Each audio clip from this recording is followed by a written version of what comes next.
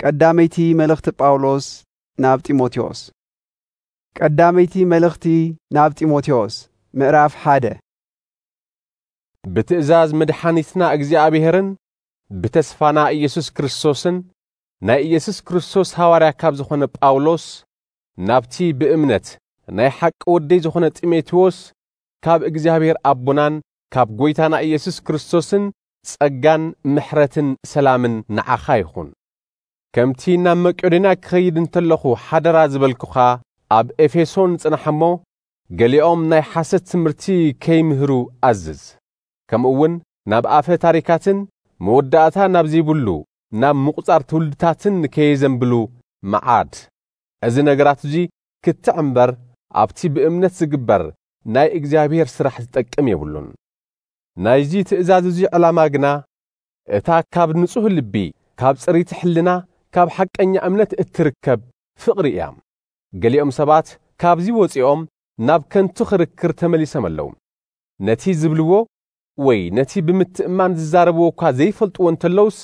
መምሃራን ሕጊ ክኾኑ ይደልዩ ሰብ ንሕጊ ብዝግባእ መንገዲ እንተደኣ ፈጺምዎ ሰናይ ከም ዝኾነ ንፈልጥ ኢና ሕጊ ከዓ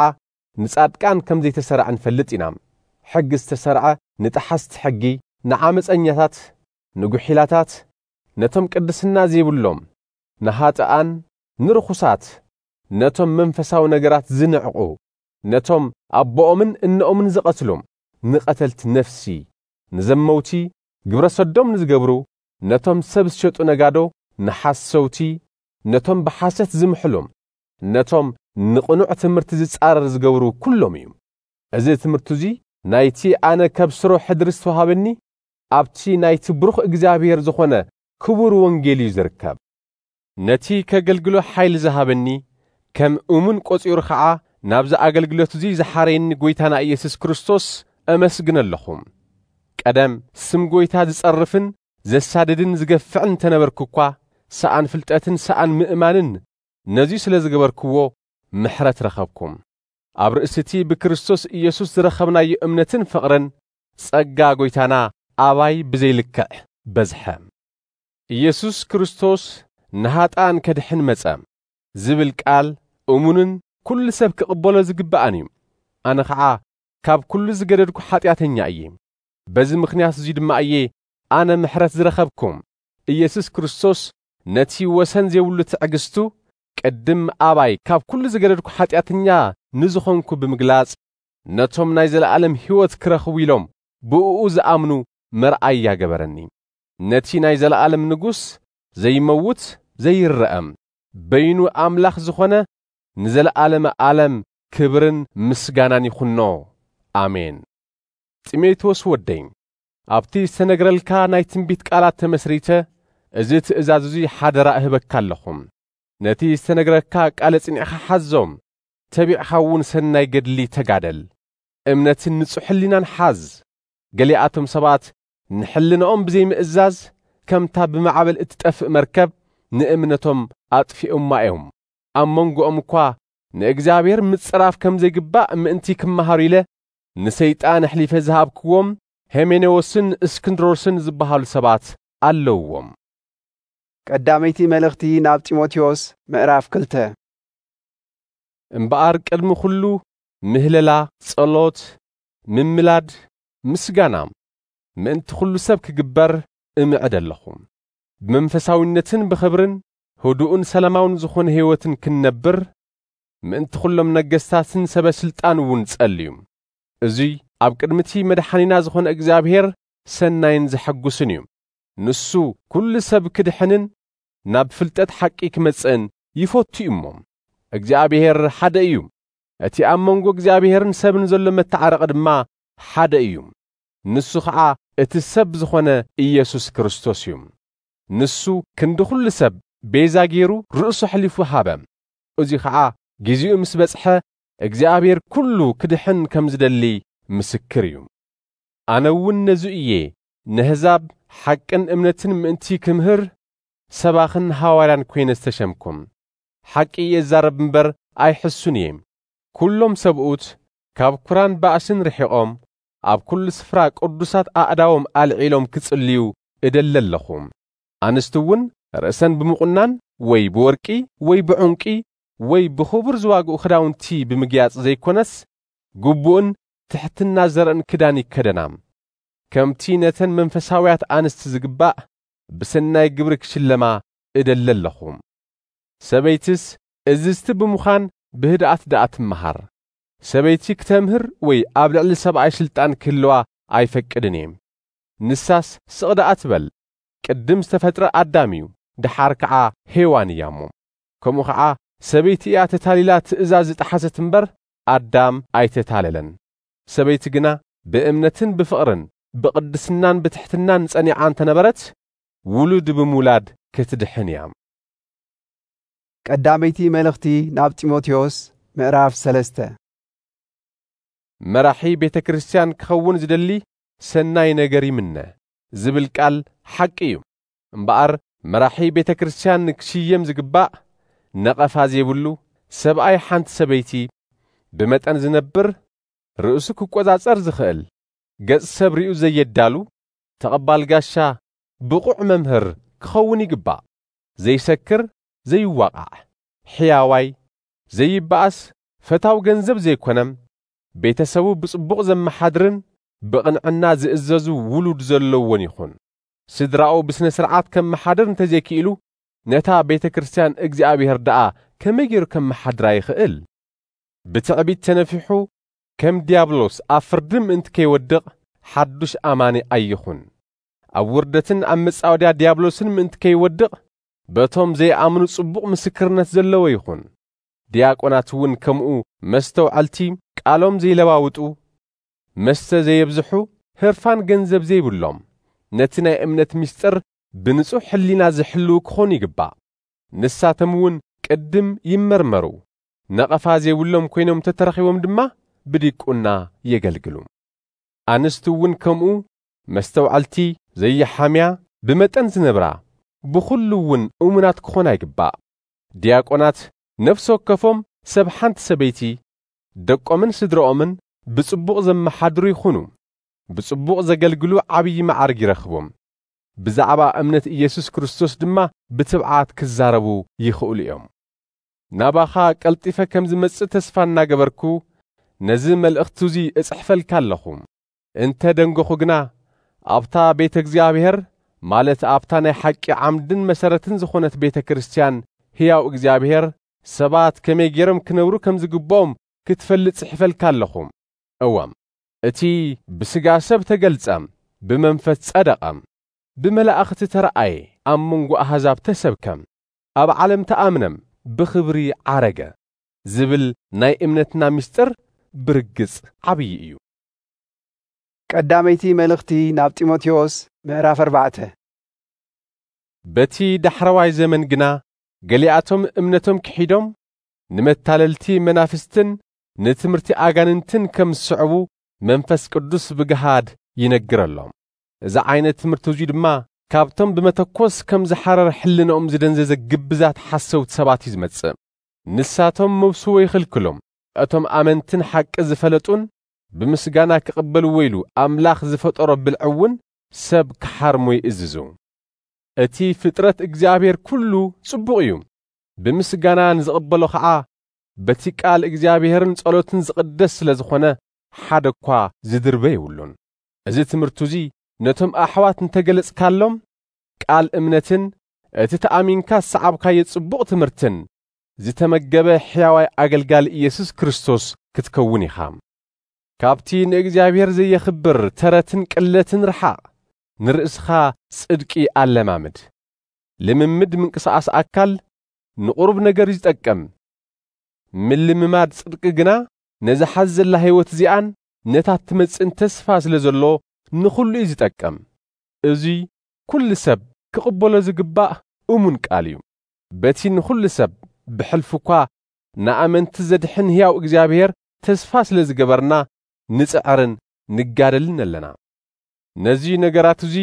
ኣዝዝን መሃርን ንንእስነትካ ሓደ እኳ ኣይንዓቃም ግና ነቶም ኣመንቲ ብቓል በካይዳ ብፍቕሪ ብእምነት ብንጽህና እውን ኣርኣያ ኩኖም ኣነ ክሳዕ ዝመጽእ ቅዱሳት መጽሓፍቲ ንህዝቢ ብምንባብን ብምስባኽን ብምምሃርን ትጋህ ነቲ ብቃል ትንቢትን ብምንባር ኢድ መራሕቲ ቤተ ክርስቲያንን ዝተዋሃበካ ውህብቶ ሸለለይ ትበሎም እናዓበኻ ትኸይድ ከም ዘለኻ ኩሎም ምእንቲ ኽሪኡ በዞም ነገራት እዚኣቶም ኣጸቢቕካ ትጋህ ንኽትፍጽሞም ከዓ ኩለንትናኻ ወፊ ንርእስኻን ነቲ እትህቦ ትምህርትን ተጠንቀቕ ኣብ እውን ጸኒዕኻ ንበር እዙይ እንተጌርካ ንርእስኻን ነቶም ስምዑኻን ክተድሕን ኢኻ ቀዳመይቲ መልእኽቲ ናብ ጢሞቴዎስ ምዕራፍ 5 ንሽማግለ ኣይተቃልል እኳ ደዓ ንዕኡ ከም ኣቦ ንኣጋውዝ ከም ኣሕዋት ንዓበይቲ ኣንስቲ ከም እኖታት ንኣናእሽቲ ከም ኣሓት ቖጺርካ መዓዶም ነተን ብርግጽ መበለታት ዝኾና ኣኽብረን ዝኾነት መበለት ግና ደቂ ወይ ደቂ እንተልይምዋ ንሳቶም ኣቐዲሞም ንስድሮኦም ብምክንኻን መንፈሳዊ ግቦኦም ምፍጻም ይመሃሩ በዙይ ከዓ ንወለዶም ሞሳ ክመልሱዮም እዙይ ኣብ ቅድሚ እግዚኣብሔር ቅቡል እዩሞም እታ ብርግጽ መበለት ግና ተስፋኣ ኣብ እግዚኣብሔር ጌራ ምእንቲ ኽረድኣ ለይትን መዓልትን ብምህለላን ጸሎትን እያ እትጸንዕ እታ ደስታ ናይዚ ዓለም እዙይ ጥራሕ እትደሊ መበለት ግና ብሕይወታ እንተላ ዝሞተት እያ ብዘይ ነቐፋ ምእንቲ ክኾኑስ እዚ ትእዛዝ እዙይ ኣዝዞም ሓደ እኳ ነቶም ኣዝማዱ ብሕልፊ እኳ ንስድራኡ ዘይሓልል እንተልዩ ንሱ እምነቱ ዝኽሓደ ካብቲ ዘይኣምን እውን ዝገደደ እዩ ካብ 60 ዓመት ንላዕሊ ሰበይቲ ሓደ ሰብኣይ ዝነበረት ብሰናይ ግብሪ ዝተመስከረላ ደቃ ብዝግባእ ዘዕበየት ጋሻ ብምቕባል እግሪ ኣመንቲ ብምሕጻብ ንዝጸገሞ ብምሕጋዝ ንሰናይ ግብሪ ኩሉ ድማ ርእሳ ዝወፈየት መበለት ምስተን መበለታት ትቈጸር ብዕድመ ንኡሳት ዝኾና መበለታት ግና ፍትወት ሥጋ ምስተልዓለን ካብ ክርስቶስ ርሒቐን ክምርዓዋ እየን ዝደልያ እሞ ምስተን መበለታት ኣይትመድበን እዚኣተን ነታ ቐዳመይቲ መጽባዕአን ስለ ዝጠለማ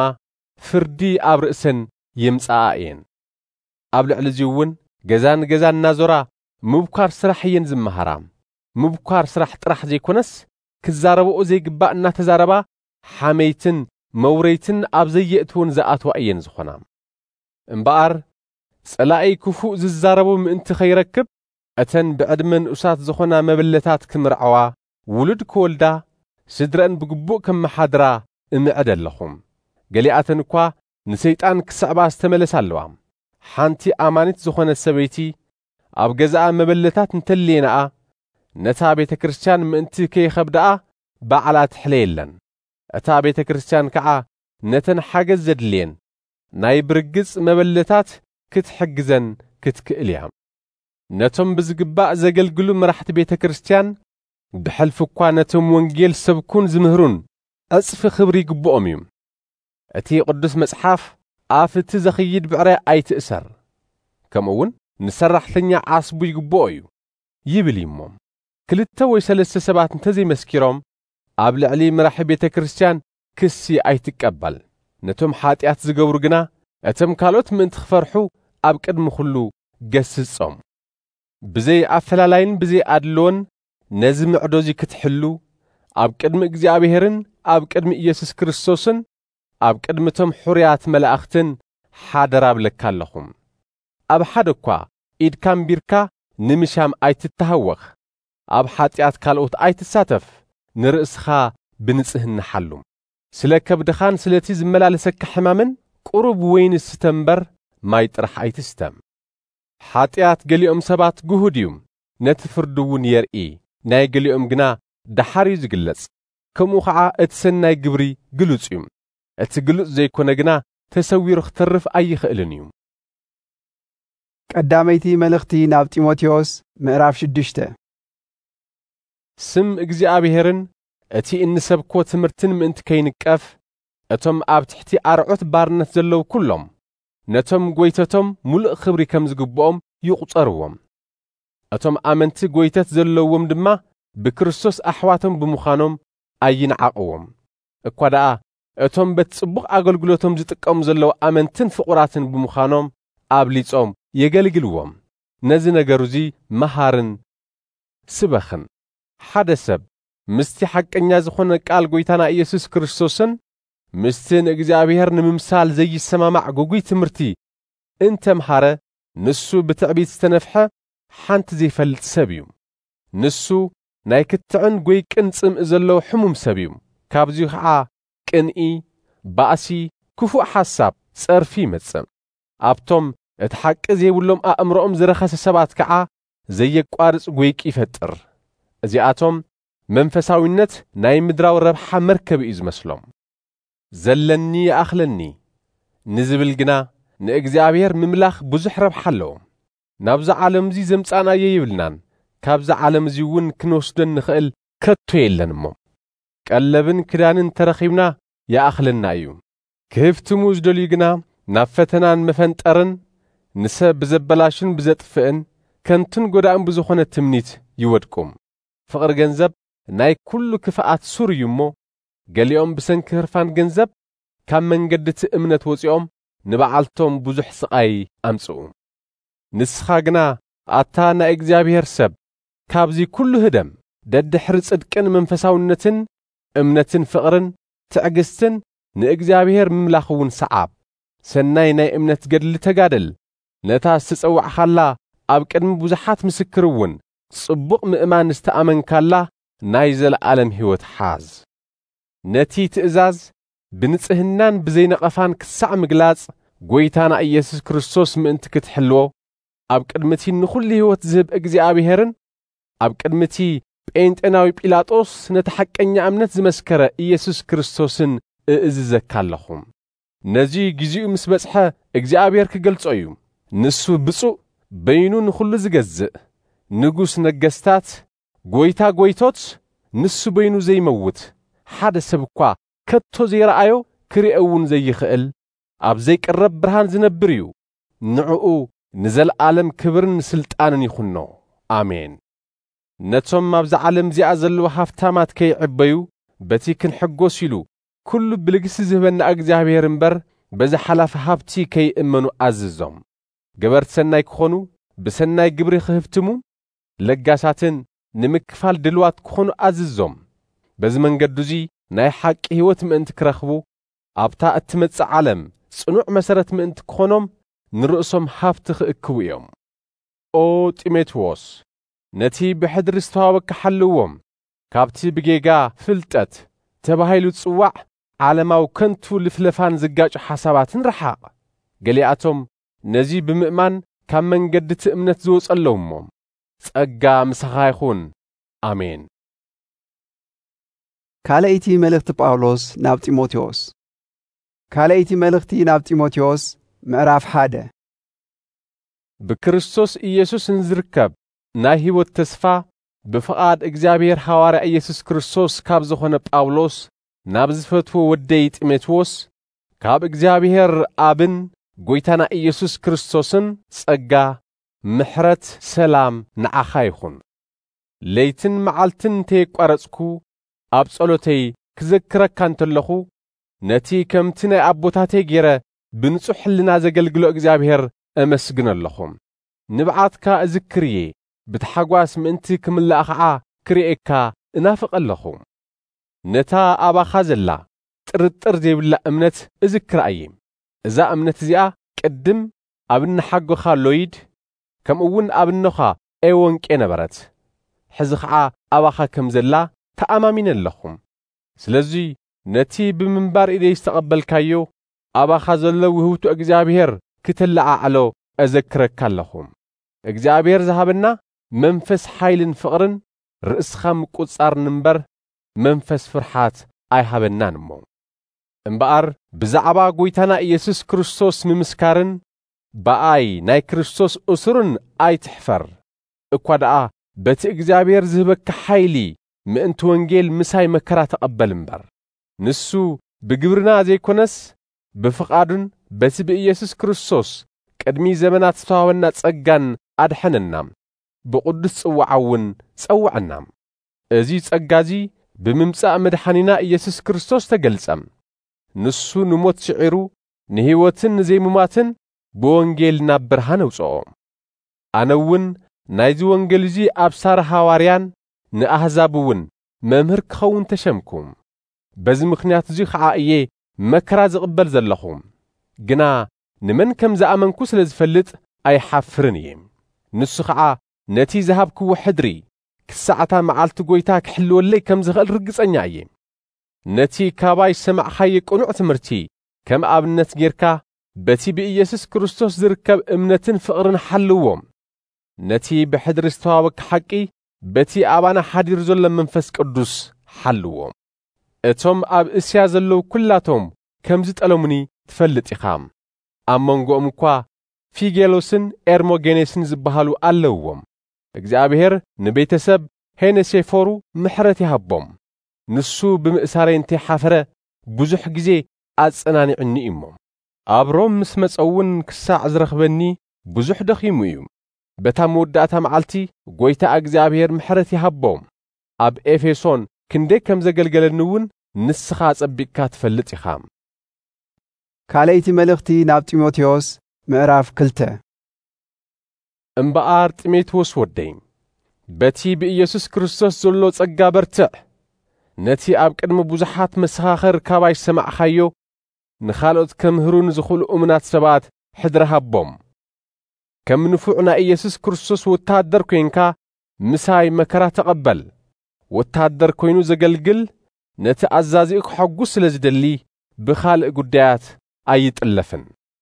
ከምኡውን እቲ ኣብ ውድድር ዝሳተፍ ከምቲ ሕጊ ገይሩ እንተዘይተወዳዲሩ ናይ ኣሰናፍነት ኣኽሊል ኣይረክብን እዩ እቲ ዝጽዕር ሓረስታይ ካብቲ ዘፍርዮ ፍረ ኣቐዲሙ ክወስድ ይግብኦ እዩ እግዚአብሔር ንኹሉ ምስትውዓል ክበካ እዩ እሞ ነዚ ዝብሎ ዘለኹ ኣስተብህሎም ነቲ ካብ ዘርኢ ዳዊት ዝተወልደም ካብ ሞት ዝተስአ ኢየሱስ ክርስቶስ ዘክሮም እቲ ኣነ ሰብኮ ወንጌል እውን እዚ እዩ ብምኽንያት እዚ ወንጌል እዚ ኸዓ ከም ገባሪ ክፉእ ተኣሲረ መከራ ቐበል ኣለኹም ቃል እግዚአብሔር ግና ኣይእሰርን እዩ ስለዚ እቶም ሕርያት ነቲ ዘለዓለማዊ ኽብሪ ዘውህብ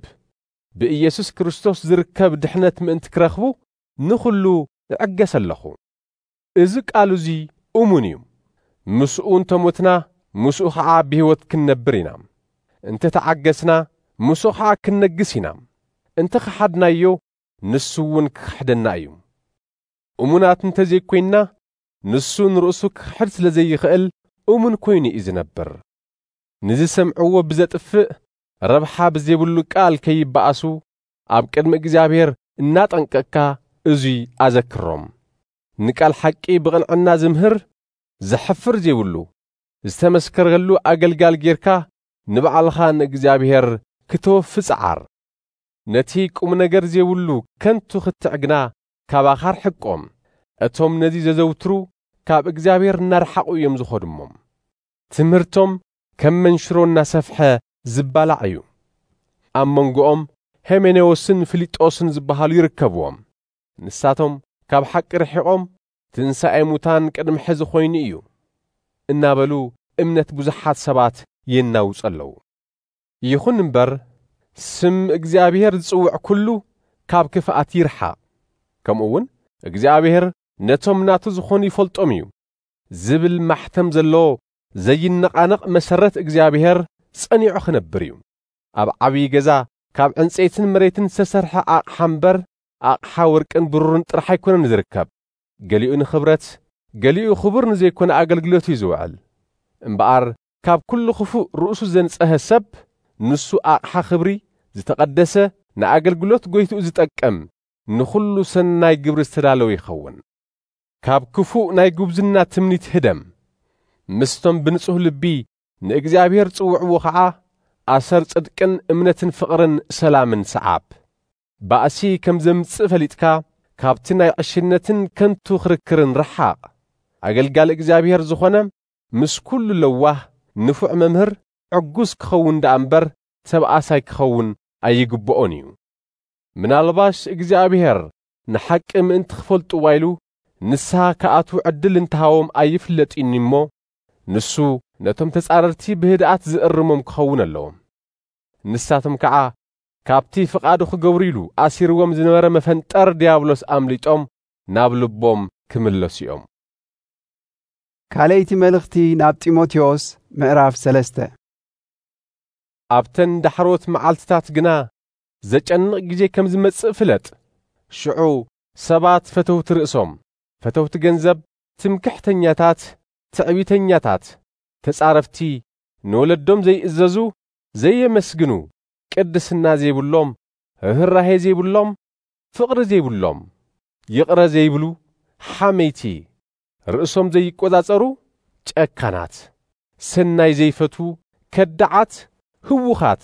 መንከማይ በሃልቲ፣ ካብ ፍቕሪ እግዚአብሔር ፍቕሪ ተድላ ዓለም ኣብሊጾም ዝፈቱ፣ ስርዓት ኣምልኾ ኣለዎም። ነቲ ሓይሉ ግና ይኽሕድዎ እዮም እሞ ካብዚኣቶም ረሓቕ። እዚኣቶም ናብ ገዛ ሰብ ሸሊኾም ብምእታው ነተን ኃጢአት ዝመልአን ብዝተፈላለየ ፍትወት ዝደፋፍኣ ኣንስቲ ዝማርኹ ሰባት እዮም። እዘን ኣንስቲ እዚኣተን ኩሉ ሻዕ ዝመሃራ ናብ ፍልጠት ሓቂ ክበጽሓ ግና ከቶ ዘይኽእላ እየን። ከምቲ ኢያኔስን ኢያምበሬስን ንሙሴ ዝተቃወምዎ እዞም ኣእምሮኦም ዝተበላሸወም ኣብ እምነቶም ጽንዓት ዘይብሎም ሰባት ድማ ከምኡ ነቲ ሓቂ ይቃወምዎ ኣለዉ። ግና ከምቲ ናይ ኢያኔስን ኢያምበሬስን ዕሽነት ንኹሉ ዝተገልጸ ናይዚኣቶም ዕሽነት ከዓ ንኹሉ ክግለጽ እዩ። ካብኡ ሓሊፎም ግና ዘስልጥዎ ይብሎምን። ንስኻ ግና ትምህርተይ፣ ኣነባብራይ፣ ዕላማይ፣ እምነተይ፣ ትዕግስተይ፣ ፍቕረይ፣ ጽንዓተይ፣ ስደተይ፣ መከራይ፣ ኩሉ እቲ ኣብ አንጾኪያን ኢቆንያንን ልስጥራንን ዝበጽሐኒ እሞ ብትዕግስቲ ዝተቐበልክዎ ስደት ትፈልጥ ኢኻ። ጐይታ ግና ካብዚ ኩሉ ኣድሓነኒ። እቶም ናይ ክርስቶስ ኢየሱስ ወገን ብምዃን ብቅድስና ክነብሩ ዝደልዩ ኩሎም ብርግጽ መከራ ክቕበሉ እዮም። እቶም ክፉኣት ሰባትን መምሰልትን ግና እናስሓቱን ናብ ዝገደደ ክፍኣት ክበጽሑ እዮም። ንስኻ ግና በቲ ዝተምሃርካዮን ዝተረዳእኻዮን ጽናዕ። ካብ መን ከም ዝተምሃርካ ትፈልጥ ኢኻ እሞ ካብ ሕፃንነትካ ጀሚርካ ብክርስቶስ ኢየሱስ ብምእማን ምድሓን ዝርከበሉ ትምህርቲ ክህባኻ ዝኽእላ ቅዱሳት መጽሓፍቲ ትፈልጥ ኢኻ። እቲ ናይ እግዚአብሔር ሰብ ፍጹም ንሰናይ ግብሪ ሁሉ ኣጸቢቑ ዝተላለወ ምእንቲ ክኸውን ብመንፈስ እግዚአብሔር ዝተጻሓፈ መጽሓፍ ንትምህርቲ፣ ንተግሳጽ፣ ንቕንዕና፣ ብጽድቂ መንገዲ ንምምራሕ ይጠቅም እዩ። ካልእቲ መልእኽቲ ናብ ጢሞቴዎስ ምዕራፍ 4 ኣብ ቅድሚ እግዚአብሔርን ኣብ ቅድሚቲ ኣብ ሕያዋንን ኣብ ሙታንን ክፈርድ ዘለዉ ኢየሱስ ክርስቶስን ብመንግሥቱን ብምጽኣቱን ኣማሕጽነካ ኣለኹም። ነቲ ቃል ስበኽ፣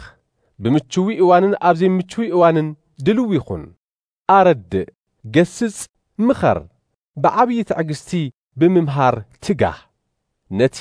ኣእዛኖም ክሰምዖ ዝህንጦይ ነገር ዝነግርዎም መምሃራን ክእክቡ እምበር ነቲ ሓቂ ዝኾነ ትምህርቲ ንምስማዕ ዘይደልዩሉ ዘመን ክመጽእ እሞም። ሓቂ ከይሰምዕውን ኣእዛኖም ዓጺኦም ናብ ተረት ከዘንብሉ እዮም። ንስኻ ግና ኩሉ ሻዕ ጥንቁቕ ኩን፣ ብጊዜ መከራ ጽናዕ፣ ግብሪ ወንጌላዊ ግበር፣ ኣገልግሎትካ ፈጽም። ኣነስ ድሮ ሰማዕት ክኸውን ቀሪበ ኣለኹ፣